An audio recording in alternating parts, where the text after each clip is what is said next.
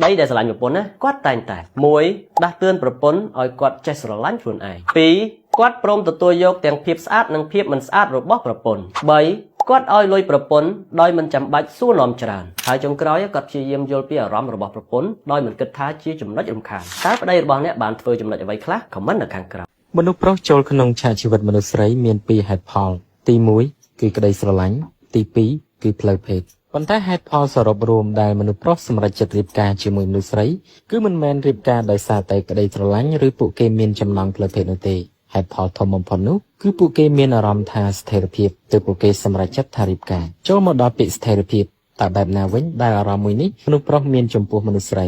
មនុស្សប្រុសអាចស្រឡាញ់អ្នករាប់ឆ្នាំប៉ុន្តែគេនៅតែមិនរៀបការជាមួយអ្នកហើយមនុស្សប្រុសអាចនៅជាមួយអ្នករាប់ឆ្នាំមានទំនាក់ទំនងផ្លូវភេទជាមួយគ្នារាប់ឆ្នាំ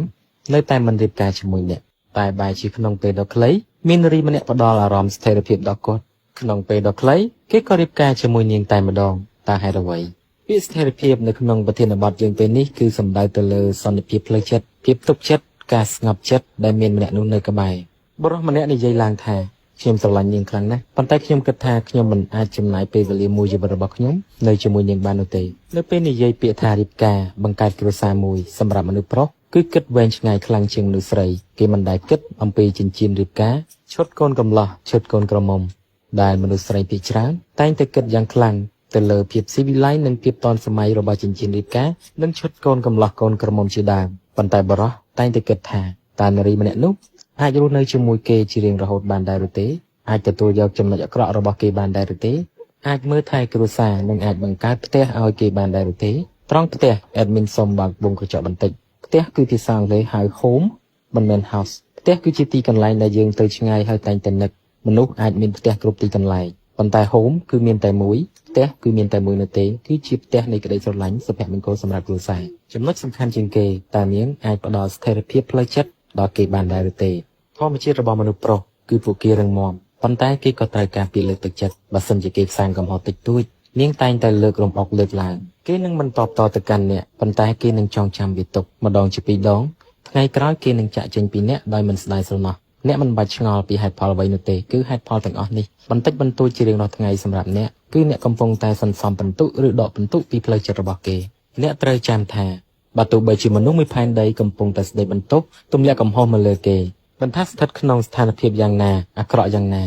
អ្នកត្រូវតែស្ថិតនៅខាងគេចាំលើកទឹកចិត្តគេជានិច្ចអ្នកនឹងទទួលបានបរិសម្នាក់នឹងហ៊ានធ្វើខុសដើម្បីអ្នកធ្វើត្រូវដើម្បីអ្នកគឺជាបរិសម្នាក់ដែលមិនខ្វល់អ្វីទាំងអស់គឺធ្វើដើម្បីអ្នកពាក្យថាស្ថិរភាពផ្លូវចិត្តនេះហើយទើបបរិសម្នាក់រស់នៅជាមួយនារីរាប់ឆ្នាំប៉ុន្តែគេបានជួបនារីម្នាក់ត្រឹមតែ1ខែឬ2ខែរួចគេក៏រៀបការជាមួយនារីថ្មីនោះតែម្ដងអ្នកត្រូវចាំថាសេចក្តីស្រឡាញ់គ្រាន់តែជាផ្លូវមួយនៃអារម្មណ៍ឆ្លងកាត់ហើយផ្លូវភេទគ្រាន់តែជាការកំសាន្តអារម្មណ៍ការមានស្ថិរភាពផ្លូវចិត្តពេលដែលបរិសុទ្ធទទួលបានពីអ្នកក៏ទទួលបានពីគេវិញដូចគ្នាការគោរពគឺសំខាន់បំផុតទោះបីអ្នកជានារីដែលជោគជ័យរឹងមាំផ្លូវសេដ្ឋកិច្ចខ្លាំងក្លាយ៉ាងណាក៏ដោយដាច់ខាតកុំបង្ហាញភាពមិនគោរពណាមួយទៅកាន់គេអ្នកអាចរឹងមាំចំពោះមនុស្សគ្រប់គ្នាប៉ុន្តែសម្រាប់គេអ្នកត្រូវតែផ្ដល់ការគោរពគ្រប់បែបយ៉ាងអ្នកចង់ក្លាយជាម្ចាស់សត្រីដូច្នេះត្រូវធ្វើឲ្យគាត់ក្លាយទៅជាស្ដេចបើសិនជាអ្នកជាមនុស្សជោគជ័យគ្រប់គ្រងមនុស្សរាប់ពាន់នាក់រួចចង់គ្រប់គ្រងទាំងគាត់ទៀតហើយបរិសុទ្ធនោះក៏ស្ម័គ្រចិត្តឲ្យអ្នកគ្រប់គ្រងផងដែរគេមិនមែនជាបរិសុទ្ធពិតអ្នកត្រឹមតែទទួលបានសព្វបលាំងកាសមួយដែលអ្នកនឹងស្ដាយក្រោយនៅថ្ងៃក្រោយគ្រួសារអ្នកក៏មិនរឹងមាំនោះដែរបរិសុទ្ធពិតមិនអាចរស់នៅក្នុងសភាពដូចរៀបរាប់ខាងលើបាននោះទេដោយសារកត្តាជីវភាពគេអាចទ្រាំបានក្នុងមួយរយៈពេលប៉ុន្តែភាពជាបរិសុទ្ធពិតនឹងផ្ទុះឡើងនៅពេលណាមួយដែលធ្វើឲ្យអ្នកឈឺចាប់កាន់តែខ្លាំងផងដែរចំណុចមួយទៀតត្រូវចាំបរិសុទ្ធអាចតាមលួងលោមអង្វរអ្នកបើសិនជាអ្នកជានារីដែលស្រស់ស្អាតវាត្រឹមតែជាគ្រាដំបូងតែប៉ុណ្ណោះបន្ទាប់មកគេនឹងចាក់ចេញពីអ្នកទៅរៀបការជាមួយនារីផ្សេងដែលសម្រស់អន់ជាងអ្នកអាចលួចសើចឬគិតថាគេជាប្រុសដែលអន់តែតាមពិតមនុស្សដែលអន់គឺជាអ្នកព្រោះអ្នកបានបរាជ័យក្នុងការសាងអារម្មណ៍ស្ថិរភាពទៅដល់គេទ្រឹស្ដីមនុស្សស្រីជោគជ័យមួយចំនួនបង្រៀនឲ្យមនុស្សស្រីរឹងមាំរៀនរស់រឹងមាំដោយគ្មានមនុស្សប្រុសបើសិនជាអ្នកនៅតែរឹងតឹងធ្វើតាមទ្រឹស្ដីមួយនោះអ្នកនឹងមានការស្ដាយក្រោយនៅអាយុ35ឆ្នាំឡើងត្រូវចាំជានិច្ចថាអ្នកនឹងគ្មានសុភមង្គលនោះទេបើសិនជាគ្មានមនុស្សប្រុសហើយមនុស្សប្រុសក៏គ្មានសុភមង្គលនោះដែរបើគ្មានមនុស្សស្រី